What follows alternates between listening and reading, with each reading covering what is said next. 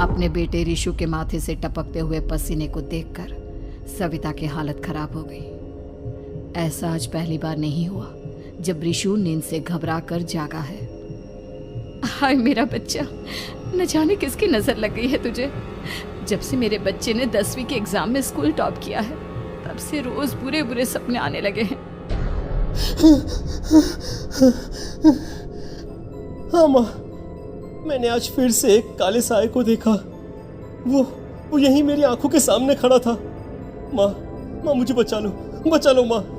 वो मुझसे कह रहा था कि मुझसे बदला लेगा। माँ कहीं ये प्रशांत। चुप कर, कैसी बात कर रहा है? दोबारा उसका नाम मत लेना। तुझे पता है ना, उस प्रशांत ने आत्महत्या कर ली, तो बार बार उसका नाम मत लिया कर। मम्मी, क्या सच में प्रशांत ने आत्महत्या की थी? चुप कर, बहुत सवाल पूछता है आजकल। और फिर रात के वक्त सविता के पूरे घर में एक अजीब सा काला धुआं छाने लगा। गहरी नींद में सोई सविता की जैसे ही आंख खुली उसका दम घुटने लगा। वो दौड़कर रिशु के रूम की तरफ गई जहां उसके दरवाजे पर घूमती एक काली परछाई देख वो बुरी तरह से घबरा गई। कौन है वहाँ? कौन है? सामने आओ। ये मैं हूँ, तुम्हारी काली करतूत। और अब मैं तुम्हारे बेटे को ले जाने आया हूँ। नहीं, मेरे बच्चे को छोड़ दो प्लीज। मेरे रिशु को कुछ मत करना। वो परछाई रिशु के कमरे में घुस जाती है। सविता भी उसके पीछे पीछे दौड़ कर जाती है और देखती है कि अब वो साया साफ नजर आ रहा था। वो सर से पैर तक खून में सना हुआ था और उसके शरीर के सारे अंग कटे फटे हैं। क्या चाहिए तुम्हें? तुम जो बोलोगे मैं करूंगी, लेकिन मेरे रिशु को छोड़ दो। उस परछाई ने रिशु को गर्दन से पकड़कर दीवार के सहारे हवा में उछाल दिया। रिशु जोर जोर से चिल्लाने लगा। माँ बचाओ मुझे, बचा लो माँ, ये मुझे मार डालेगा। माँ मुझे बचा लो माँ। नहीं ऐसा मत करो, मुझे मार दो लेकिन मेरे बच्चे को छोड़ दो। मैं तुम्हारे आगे हाथ जोड़ती हूँ। वो परछाई रिशु को जमीन पर गिरा देती है और अचानक वहां से गायब हो जाती है। रिशु, मेरा बच्चा, तू ठीक तो है ना? कुछ बोल बेटा, क्या हुआ है तुझे? मैं ठीक हूँ माँ। क्या हुआ था यहाँ पर? कुछ नहीं बेटा, कुछ नहीं। तू परेशान मत हो। हम कल ही गांव के बाहर जो तांत्रिक महाराज रहते हैं उनके पास चलेंगे। ठीक है माँ, हम जल्द ही उनके पास चलेंगे। मुझे बहुत डर लग रहा है माँ। ये बार बार मुझे डरावने सपने आना, ये सब हमारे साथ क्यों हो रहा है माँ? अगले दिन सविता अपने बेटे रिशु को लेकर गांव के बाहर तांत्रिक के पास जाती है। जिस जगह पर तांत्रिक रहा करता था वो जगह बहुत डरावनी थी। चारों तरफ कंकाल और खूब भूतियां नजर आ रही थी। गांव से दूर वीराने में उस जगह पर जोर से आंधी चल रही थी। रिशु ने डर कर अपनी माँ का हाथ पकड़ लिया। माँ मुझे बहुत डर लग रहा है। ये कैसी जगह है? देख बेटा, हमारे साथ जो कुछ भी हो रहा है उसका इलाज सिर्फ और सिर्फ ये तांत्रिक महाराज ही बता सकते हैं। अब यही है जो हमें प्रॉब्लम से बाहर निकाल सकते हैं। जैसे ही सविता और रिशु तांत्रिक की झोपड़ी के अंदर पहुंचे, वहां का नजारा देखकर उनकी आंखें फटी की फटी रह गई। तांत्रिक की झोपड़ी के अंदर कई सारे लोग अपनी गर्दन घुमा घुमा कर जोर जोर से चीख रहे थे। कौन हो तुम और यहाँ क्यों आई हो? महाराज, मेरे बेटे को कुछ दिनों से एक डरावनी काली परछाई नजर आती है और कल रात उसने मेरे बेटे पर हमला भी कर दिया।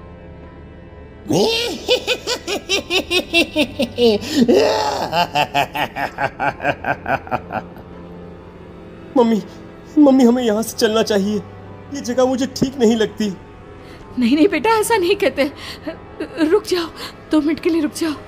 क्या कहा? काली परछाई? तुम्हारे बेटे पर किसी काली परछाई ने हमला किया? हाँ महाराज, वो कह रही थी कि वो मेरे बेटे को कुछ कर देगी। कोई उपाय बताइए महाराज, मेरे बेटे के साथ कुछ गलत नहीं होना चाहिए। तुमने किसी दूसरे के साथ गलत किया है। तो तुम्हारे साथ भी गलत होकर ही रहेगा। तुमने किसी की जान ली है, किसी को मार डाला है तुमने। नहीं महाराज, मैंने ऐसा कुछ नहीं किया। मैंने किसी की जान नहीं ली। मुझे कोई उपाय बताइए। लगता है तुम इतनी आसानी से नहीं मानोगी। मैं तुम्हें अभी उस काली परछाई से मिलवा देता हूँ और वही सारा सच तुम्हारे सामने लेकर आएगा। सविता और ऋषु ने डर के मारे अपनी आंखें बंद कर ली। तभी अचानक तांत्रिक की झोपड़ी में अजीबोगरीब आवाजें गूंजने लगी। सविता और ऋषु बुरी तरह से कांप रहे थे। आंखें खोलो और अपने सामने देखो। क्या यही है वो जिससे तुम कल रात को मिली थी? बताओ मुझे। हाँ, इसने कल रात मेरे बेटे के ऊपर हमला किया था। ये उसी लड़के की भटकती हुई आत्मा है जिसे कुछ दिन पहले तुमने मार डाला था। मम्मी ये महाराज क्या कह रहे हैं? क्या सच में आपने किसी की जान ली है, किसी को मार डाला है? अगर हाँ तो बताइए ना मम्मी, किसको मारा है आपने? किसको? तुम्हारी माँ इतनी आसानी से सच नहीं बताएगी बेटा। इसने एक बच्चे की जान ली है। कहीं उसका नाम प्रशांत तो नहीं महाराज? वो मेरा दोस्त है, मेरा मतलब मेरा पड़ोसी है। सही पहचाना। देखा सविता, तुम्हारा खुद का बेटा भी जानता है कि तुमने किसी के प्राणों की बलि चढ़ा दी और इसीलिए अब उसकी बुरी आत्मा तुम्हारे घर में भटकती है। मुझे माफ कर दीजिए महाराज, मुझसे बहुत बड़ी गलती हो गई। प्रशांत हमारे पड़ोसी का बेटा था। हर बार उसके नंबर मेरे बेटे से ज्यादा आते थे और इसलिए मैंने उसके कमरे के बाहर काला जादू किया था, पर मुझे नहीं पता था कि वो मर जाएगा। तुम्हारे उसी काले जादू वाली गुड़िया के अंदर एक बुरी आत्मा थी जिसने उस बच्चे के दिमाग पर बुरा असर कर दिया और उसी की वजह से उस लड़के ने अपनी बालकनी से कूदकर आत्महत्या कर ली। इसकी वजह सिर्फ और सिर्फ तुम हो, तुम। नहीं महाराज, जो कुछ भी हुआ मुझे नहीं पता था कि प्रशांत अपनी जान दे देगा। प्रशांत की आत्मा इस वक्त तुम्हारे सामने खड़ी है, हमसे बात करना चाहती है। बोलो क्या कहना चाहते हो? मैं जीना चाहता था, बड़ा होकर कुछ बनना चाहता था। आपके बेटे से मुझे कोई परेशानी नहीं थी। अरे वो तो मेरा अच्छा दोस्त था। मुझे माफ कर दो बेटा, मुझसे बहुत बड़ी गलती हो गई, मुझे माफ कर दो। माफ करने से मुझे वापस जिंदगी नहीं मिल जाएगी। मेरे माँ बाप आज भी मेरे लिए रोते हैं। आपने मेरे साथ बहुत गलत किया है, बहुत गलत। और तभी अचानक प्रशांत की आत्मा वहां से गायब हो जाती है। सविता जोर जोर से रोने लगती है। सुन लिया तुमने? ये तुम्हारे अपने ही किए हुए पाप हैं जो इस तरह से तुम्हारे सामने आ रहे हैं। माँ, ये आपने अच्छा नहीं किया। सिर्फ 10th बोर्ड के एग्जाम में मैं टॉप कर पाऊं, इसलिए आपने मेरे दोस्त के ऊपर काला जादू कर दिया। नहीं मम्मी, नहीं, अब हम कभी खुश नहीं रह पाएंगे, कभी नहीं। मेरे दोस्त की आत्मा को कभी शांति नहीं मिलेगी मम्मी, कभी नहीं। लेकिन मैंने जो कुछ भी किया सिर्फ तुम्हारे लिए किया। वो लड़का हमेशा फर्स्ट पोजीशन पर आ जाता था और इस वजह से हमेशा तुम्हारे मार्क्स कम पड़ते थे। मैंने तो सिर्फ उस पर एक छोटा सा काला जादू किया था बेटा। मुझे क्या पता था कि उसका ये नतीजा निकलेगा। जिस गुड़िया को तुमने उस लड़के के कमरे के दरवाजे पर लगाया था, दरअसल उसके अंदर एक बुरी आत्मा का प्रवेश हो गया था, जैसा कि अक्सर काला जादू करते समय हो जाता है। मुझे अपनी गलती का एहसास हो गया है। मैं प्रायश्चित करना चाहती हूँ। आप बताइए मैं क्या करूँ?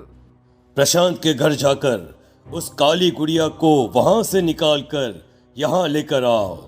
मैं उसे आग में जलाकर राख कर दूंगा और उसके बाद प्रशांत की आत्मा को हमेशा के लिए मुक्ति मिल जाएगी। अगली रात सविता चुपचाप अपने पड़ोसी प्रशांत के घर जाती है। प्रशांत के माँ बाप प्रशांत की मौत के बाद उस घर को छोड़कर हमेशा के लिए वहां से चले गए थे। जैसे ही सविता उस घर के अंदर कदम रखती है, उसका सामना अजीबोगरीब हैवानियत से भरी आवाज़ों से होने लगता है। ऐसा लग रहा था जैसे कोई बुरी तरह से चीख रहा हो। सविता जैसे ही प्रशांत के कमरे के बाहर पहुंचती है, वहां पर लटकी हुई गुड़िया के शरीर से खून टपकने लगता है। ये क्या हो रहा है? इस गुड़िया के शरीर से खून क्यों टपक रहा है? सविता हिम्मत करते हुए उस गुड़िया को वहां से उतारने की कोशिश करती है, लेकिन तभी अचानक से बहुत भयानक दिखने वाली औरत उसकी आंखों के सामने आकर खड़ी हो जाती है। मैं यहाँ से कहीं नहीं जाऊंगी, और अगर तूने मुझे यहाँ से हटाने की कोशिश की तो मार डालूंगी मैं तुझे। नहीं नहीं, मुझे तुम्हें यहाँ से ले जाना ही होगा, नहीं तो मेरा बेटा, उसकी जान को खतरा है। मैं तुम्हें नहीं छोड़ सकती। अगर तुम्हारे अंदर हिम्मत है तो मुझे इस घर से बाहर ले जाकर दिखाओ। और ऐसा कहकर वो औरत सविता के ऊपर हमला कर देती है और उसे हवा में उछाल उछाल कर जमीन पर पटकती है। लेकिन तभी अचानक मौका देखकर सविता अपने हाथ में ली हुई सुई उसके हाथ में चुभो देती है। हाथ में सुई लगते ही वो औरत जमीन पर तड़पने लगती है। ये क्या किया तूने? ये क्या कर दिया? तुझे ऐसा नहीं करना चाहिए था। तांत्रिक ने मुझे कहा था कि तुझसे जीतने का सिर्फ यही एक तरीका है जिससे मैं अपने पापों का प्रायश्चित कर सकती हूँ और अपने बेटे की जान बचा सकती हूँ। और उसके बाद वो डरावनी दिखने वाली औरत एक छोटी सी जादुई गुड़िया में तब्दील हो गई और सविता ने उसे ले जाकर तांत्रिक को दे दिया। तांत्रिक ने जादुई गुड़िया को आग के हवाले कर दिया।